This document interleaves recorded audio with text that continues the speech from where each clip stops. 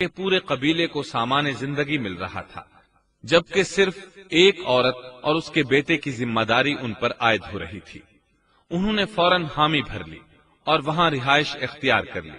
اس طرح یہ لوگ سیدہ ہاجرہ علیہ السلام کی معیشت کا ذریعہ بن گئے، اور اس طرح سیدنا اسماعیل علیہ السلام بنو جرہم میں پرورش پاتے رہے۔ انہوں نے ان لوگوں سے عربی سیکھ لی اور ان سے بھی زیادہ عربی دان بن گئے، فصاحت اور بلاغت سے عربی میں بات چیت کرنے لگے۔ پھر ان کی اس قبیلے میں شادی ہو گئی، ان کی اولاد سے عرب قوم کا آغاز ہوا۔ انہی میں سے سرور کائنات محمد صلی اللہ علیہ وسلم کی ولادت باسعادت ہوئی۔ بنو جرہم کی آمد اور آبادی ابراہیم علیہ السلام کی دعا کا نتیجہ تھی۔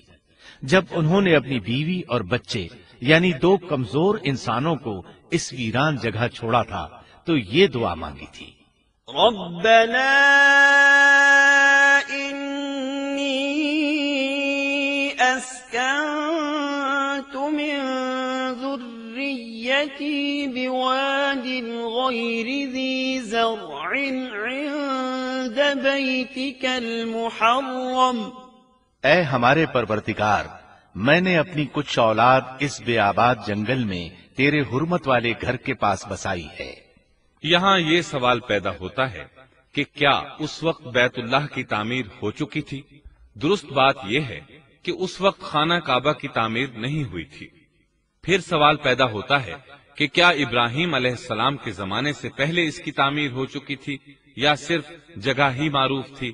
اس بارے میں دو طرح کی روایات ہیں۔ بعض میں آتا ہے کہ صرف اس کی جگہ معروف تھی، اور بعض میں ہے کہ ابراہیم علیہ السلام سے پہلے شیس علیہ السلام نے اس کو تعمیر کیا تھا، اور وہ گردش ایام کے ساتھ ساتھ منہدم ہو کر ختم ہو گیا۔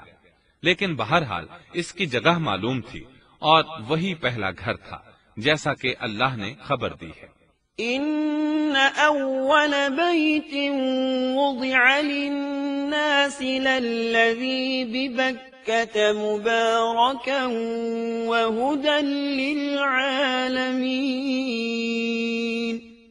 اللہ تعالیٰ نے پہلا گھر جو لوگوں کے لیے مقرر کیا تھا وہی ہے جو مکہ میں ہے، اور وہ پوری دنیا کے لیے برکت اور ہدایت والا ہے۔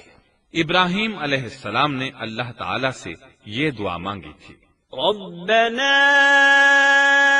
انی اسکنت من ذریتی بواد غیر ذی زرع عند بیتک المحرم ربنا لیقیموا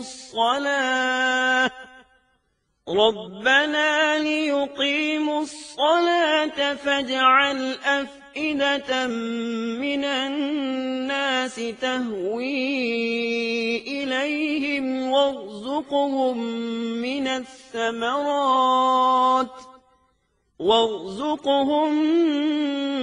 الثمرات لعلهم يشكرون۔ اے ہمارے پروردگار، میں نے اپنی کچھ اولاد اس بے کھیتی کے جنگل میں تیرے حرمت والے گھر کے پاس بسائی ہے۔ اے ہمارے پروردگار، یہ اس لیے کہ وہ نماز قائم کریں، پس تو کچھ لوگوں کے دلوں کو ان کی طرف مائل کر دے اور انہیں پھلوں کی روزیاں عطا فرما تاکہ یہ شکر گزاری کریں۔ دن گزرتے رہے اور اسماعیل علیہ السلام بنو جرہم کے ماحول میں عمر کی منزلیں طے کرتے رہے، اور وہ ہوش سنبھالنے کے قریب ہو گئے۔ ابراہیم علیہ السلام ہر سال ایک دو بار اپنے گھرانے کی دیکھ بھال کے لیے چکر لگاتے تھے۔ جب اسماعیل علیہ السلام نے ہوش سنبھالا تو ایک بار پھر ایک عظیم آزمائش کا وقت آ گیا۔ ہوا یوں کہ ایک مرتبہ ابراہیم علیہ السلام مکہ تشریف لائے، ایک جگہ آرام کے لیے بیٹھے کہ نیند کی وادی میں پہنچ گئے۔ نیند میں انہوں نے خواب دیکھا کہ اپنے لخت جگر کو اپنے ہاتھ سے ذبح کر رہے ہیں، ساتھ ہی آنکھ کھل گئی۔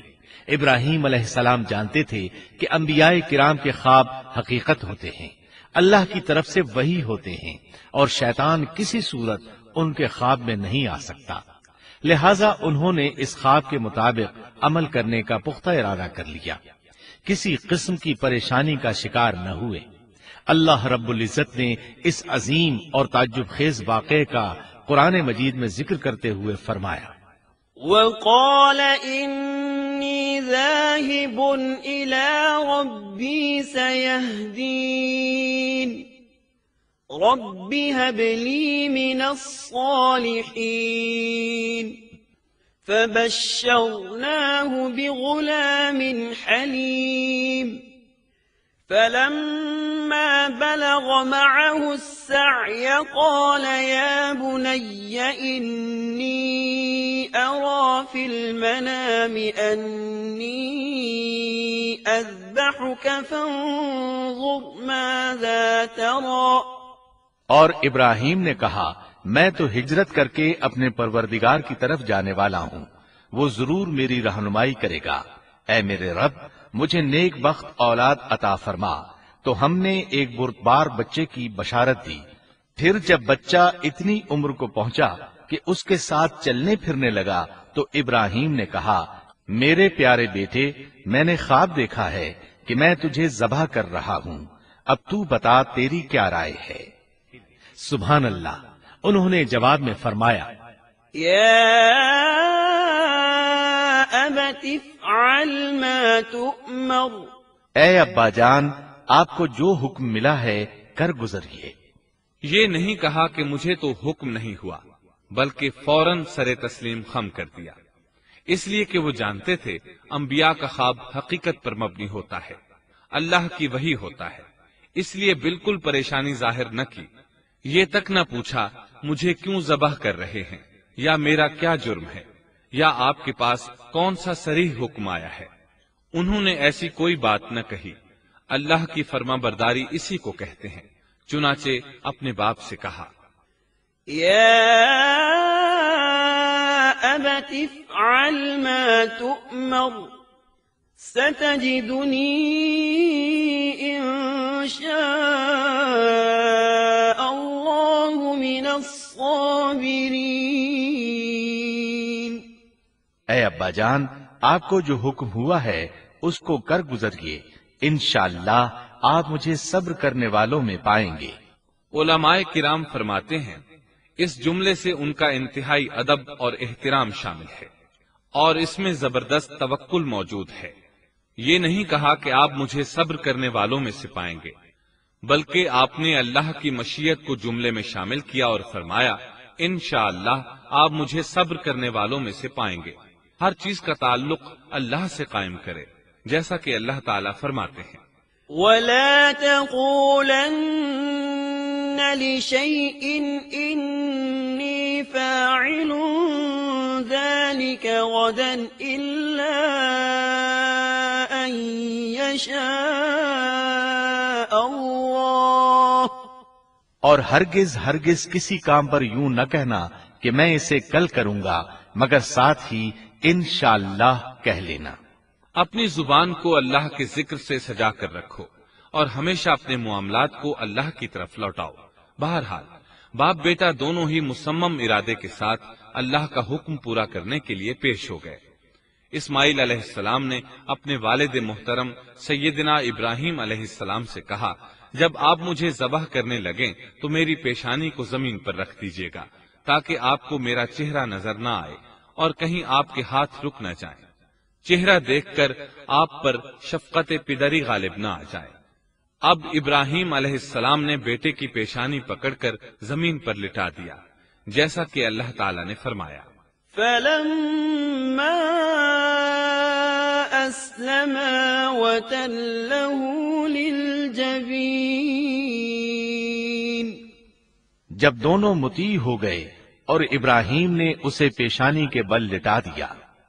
اب انہوں نے چھری پکڑی اور گردن پر چلا دی، لیکن چھری نے گردن نہ کاٹی، بالکل اسی طرح جیسے آگ نے ابراہیم کو نہیں جلایا تھا، اس لیے کہ چھری میں کاٹنے کی طاقت اور آگ میں جلانے کی صلاحیت اللہ کے حکم کے بغیر نہیں آ سکتی۔